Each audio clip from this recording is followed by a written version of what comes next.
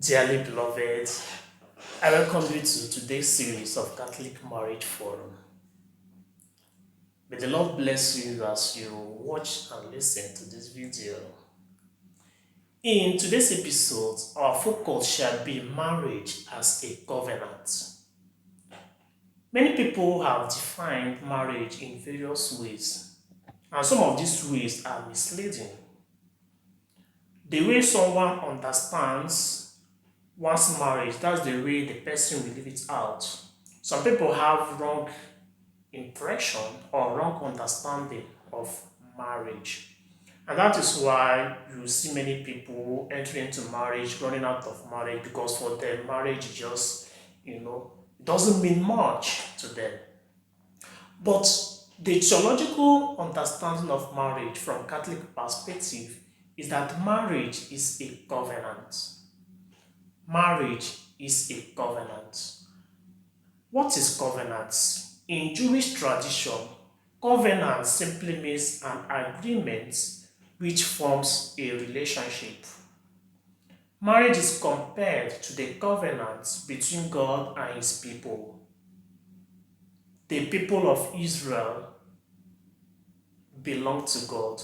God made a covenant with them. In Exodus chapter 24, God ratified that covenant with blood. That's why we have the ratification of the covenant in Exodus chapter 24. So marriage, from the biblical point of view, is compared to that relationship between God and his people.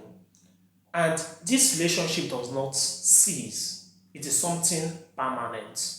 God does not make a covenant and at the end he breaks away from it. Another aspect of this covenantal character of marriage is what we see in Ephesians chapter 5, where St. Paul refers to the union between Christ and the church, to that of marriage. By so doing, St. Paul has given marriage a Christological character, a Christological explanation. So marriage is covenant. It is not something you enter into, you run out of it.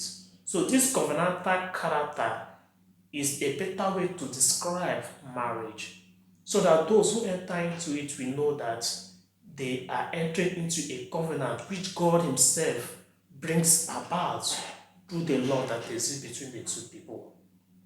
So marriage is also a union, a personal union that exists between husband and wife.